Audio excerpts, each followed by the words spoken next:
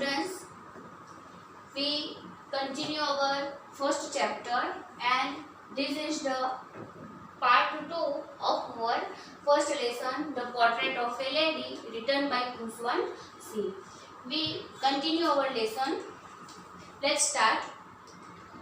हमने देखा था कि वो दोनों स्कूल में साथ जाते थे और जो डॉगी से उनको स्टेल चपाती खिलाते खिलाते रिटर्न होते थे. वहाँ से अब हम आगे जाएंगे. When my parents were comfortably settled in the city, उनके पेरेंट्स जब सिटी में सेटल होने वाले थे तब पहले उनको ग्रैंड मदर के पास छोड़ गए थे. तब से वो विलेज स्कूल में पढ़ते थे. और नेक्स्ट क्या आया? अब नेक्स्ट क्या आया कि जब वो सेटल हो गए comfortably, they sent for us, यानी अस मीन्स ग्रैंड मदर को भी और उनको भी, दोनों को बुला लिया. कहाँ? सिटी में. अब जो सीन आएगा वो किसका आएगा? सिटी का आएगा. आगे मैंने लिखा था, इसीलिए लिखा था क्योंकि यहाँ आपको पूछा जाएगा कि describe the three phrase of author और हिज ग्रैंड मदर्स रिलेशनशिप. तो वो आपको ऐसे विलेज, सिटी एंड नेक्स्ट जो आएगा उसके अकॉर्डिंग आपको एक्सप्रेस करना है. That was a turning point in our life. Remember this. जब वह सिटी में क्या हुए, सेटल हुए, तो वह क्या था? वह उनका टर्निंग पॉइंट था. That was a turning point in our friendship. उनकी जो फ्रेंडशिप थी उसमें टर्निंग पॉइंट था जब वह सिटी में सेटल होने के लिए गए. Although we shared the same room, दोनों एक ही रूम में रहते थे. My grandmother no longer came to school with me. Remember the difference between the village school and the city school. Village school में क्या था? वो उनको स्कूल तक छोड़ने जाती थी, लेकिन अब यहाँ वो एक ही रूम शेयर करते हैं. स्कूल उनको छोड़ने के लिए वो नहीं जाती थी. I used to go to an English school in a motor bus.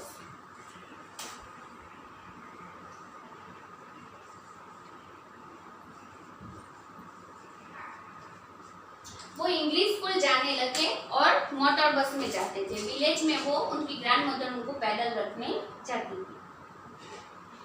There were no dogs in the streets and she took to feeding sparrows in the country yard of our city house.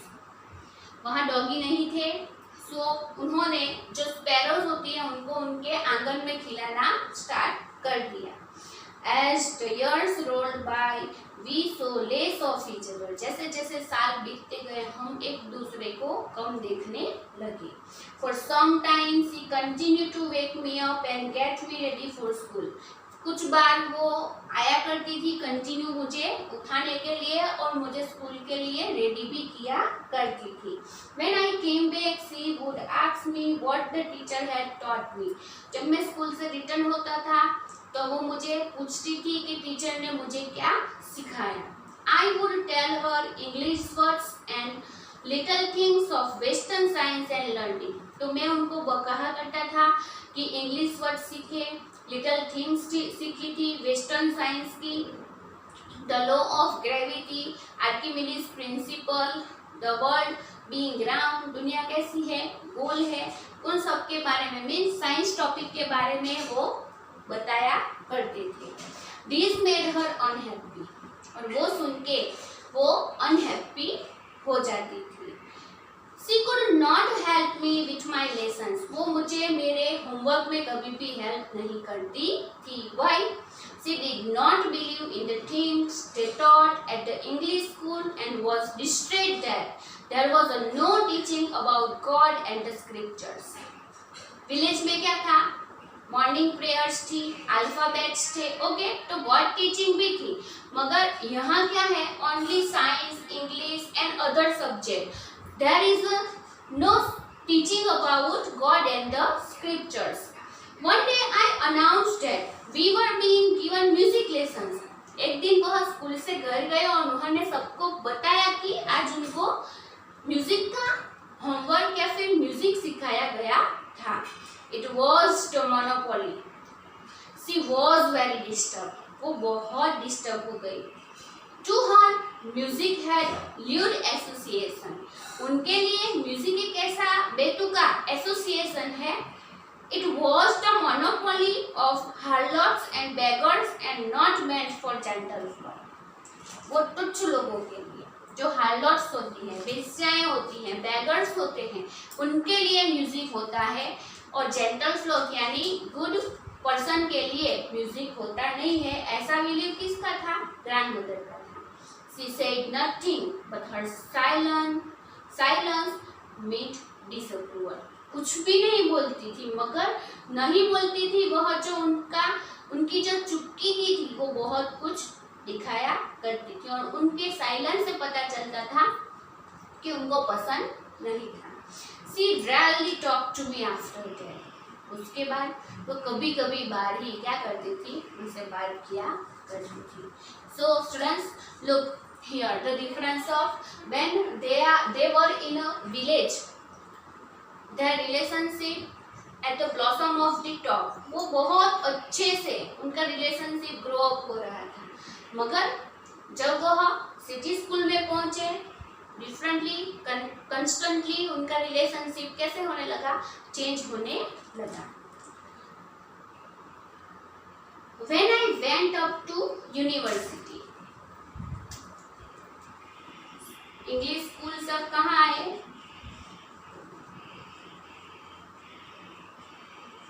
University. I was given a room of my own, जब वो university जाने लगे थे तब उनको उनका खुद का रूम दिया गया। The common link of friendship was snapped, उनकी फ्रेंडशिप की एक कॉमन लिंक थी, क्या थी? रूम था। कैसे? विलेज में थे, एक ही रूम में रहते थे, ओके। इंग्लिश स्कूल जाने लगे तभी भी क्या, एक ही रूम में वो दोनों रहते थे, लेकिन अब जब वो यूनिवर्सिटी जाने लगे तो उनको उनका ओन रूम यानी सेपरेट रूम दिया गया।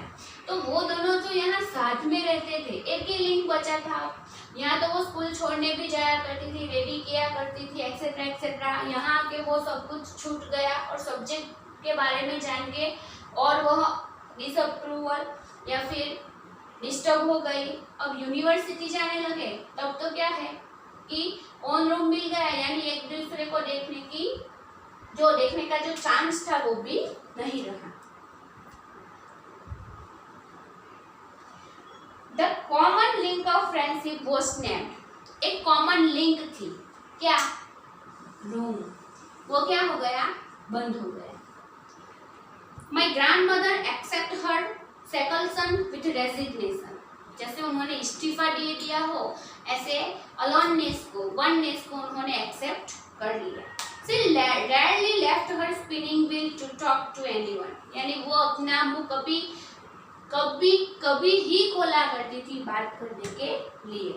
From sunshine to sunset, she sat by her wheel spinning and reciting prayers, वो अपनी माला जपा करती थी और प्रेयर रिसाइट किया करती थी। Only in afternoon she relaxed for a while to feed the sparrow, क्या है? मॉर्निंग और इवनिंग दोनों टाइम पे वो क्या करती थी? सेम।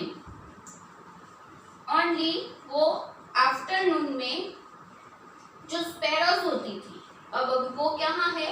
सिटी में है। तो विलेज में थी तो डॉग को फीड करती थी, लेकिन सिटी में आफ्टरनून में वो क्या करती थी? स्पैरो को खिलाया करती थी। While she sat in the veranda, breaking the bread into little bits, hundreds of little birds collected round her, creating a veritable bellham of chirping. जब वो वरंडा के स्टेप पे बैठकर जो ब्रेड क्रम होते हैं, ब्रेड होते हैं, उनको छोटे छोटे पीस में, बाइट्स में काट कर फेंका करती थी, तोड़कर। तो हंड्रेड्स ऑफ, 100 से भी ज्यादा जो स्पैरोज होती थी वो आया करती थी और वहाँ वो खाती थी। while some came and perched on her legs, other on her shoulders, some even sat on her head. She smiled but never shooed them away. It used to be the happiest half hour of the day for her. कुछ उनके leg पे बैठा करती थी, कुछ उनके shoulder पे, कुछ उनके सिर पे. ओके, फिर भी कभी भी उन्हें उनको सूट यानी कि भगाया नहीं और वो स्माइल करती थी. और उनकी लाइफ का मॉर्निंग टू इवनिंग उनकी लाइफ का एक हाफ एन आवर था जब वो कैसी रहती थी, बहुत हैप्पी रहती थी. When I decided to go abroad, अब कहाँ आया? Abroad.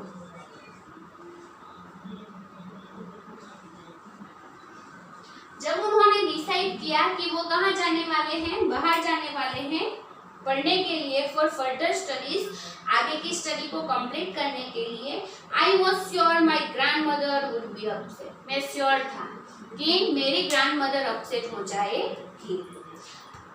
But my grand mother would I would be away for 5 years, and at her age, one could never tell, but my grandmother could. She was not even sentimental. She came to leave me at the railway station, but we did not talk or show any emotion. Her lips moved in prayers. Her mind was lost in prayers.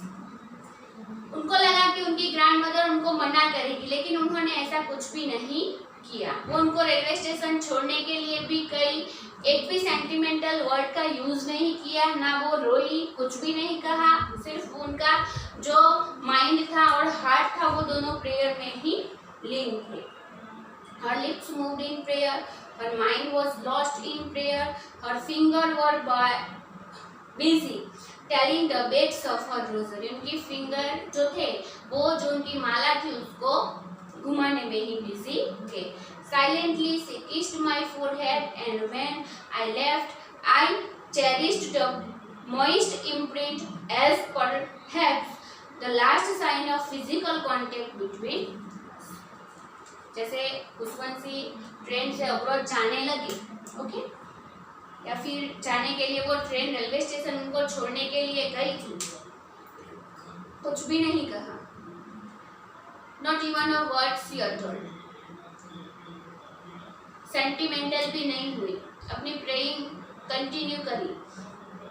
जब जाने लगे तो सिर्फ उनके forehead पे उन्होंने किस किया, और तभी खुशवंशी हमें बोलते हैं कि वही एक फिजिकल टच था जो उनके बीच में बहुत सालों के बाद हुआ था. और ऐसे वो कहाँ जाने वाले थे? अब्रॉड 5 इयर्स के लिए पढ़ने जाने वाले थे. So this is the part 2 of our this first lesson, the portrait of a lady. I hope students you understand this lesson very nicely. Remember village, school, university and abroad. Step by step उनका relationship कैसे change होता है. अब हमारे पास है part 3. We learn that part in our next lesson. So thank you for watching.